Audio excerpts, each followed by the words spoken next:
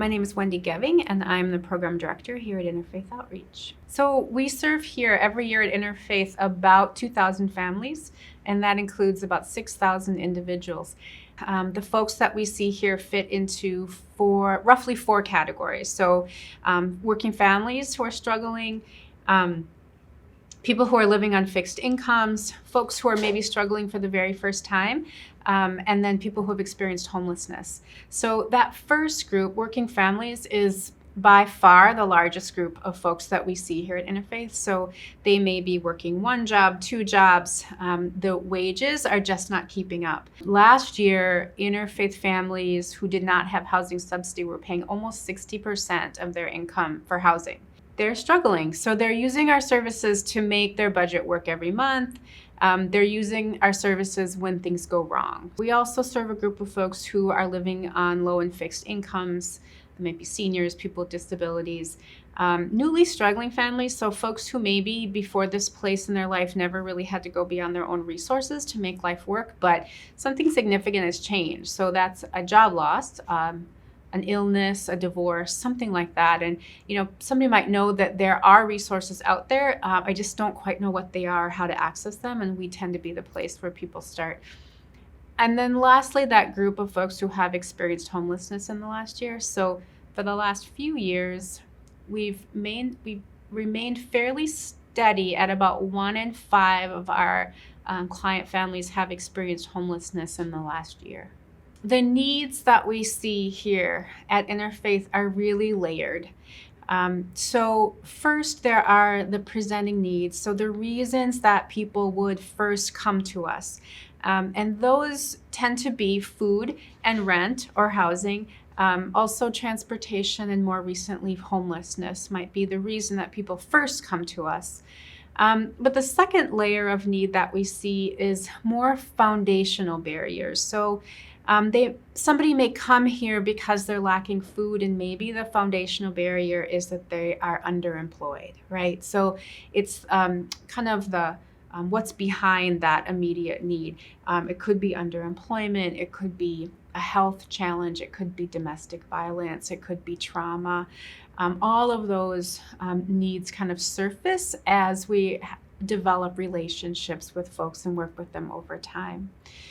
The third layer of need that we see here, really more the structural factors that are affecting families. So, we talked about the housing crisis that we're in. The housing market is one of those structures surrounding families that really exacerbate their struggles.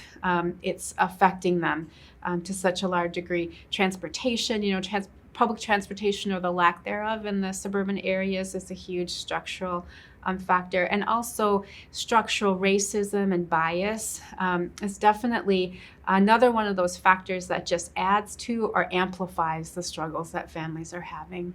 Core to our approach to responding to the needs is a team of case managers. So a team of 10 really skilled, amazing folks who join with our client community to help them address crises and move toward increased stability. So they may be working short-term with a family to address an immediate financial need. So that could be rent, it could be a broken down car that's affecting my ability to get to work, it could be my utility bill, that kind of thing. They also could be working with somebody more long-term, following them along their journey toward larger change. The work is really grounded in relationships.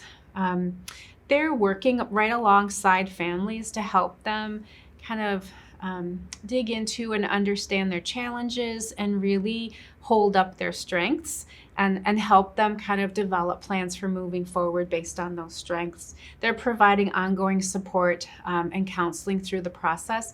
And a lot of what they do is helping people connect to resources. So it could be connecting families to internal resources, but then also resources outside of our building and in the greater community. And that can just range. It can be anywhere from furniture to information on renters' rights. It could be helping them to connect with legal assistance to apply for Social Security. Things have changed now, right? Since COVID has has come into our lives. Things look different here at Interfaith. The services that we're providing to our clients is largely remote. So all of our staff are working from their homes and are interacting with our clients by phone and email and Zoom.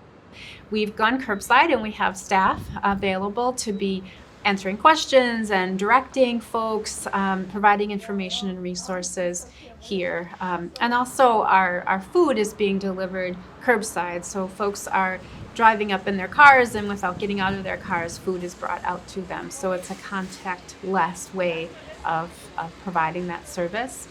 During this time of COVID, we are also really internally ramping up for what we imagine will be an increased need for our services going forward. And so we are thinking about months ahead that this is going to be a longer term struggle for families, and we're really ramping up internally to be able to address those needs.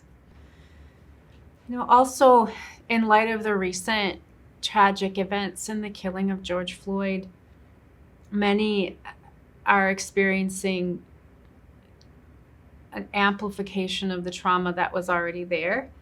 And many are wanting to step into the work and step into the conversation and support each other during a time when we can't meet in person and we can't gather. This is a time when we really need to be creating opportunities for increased awareness and conversation and change. And that's where we'll find hope.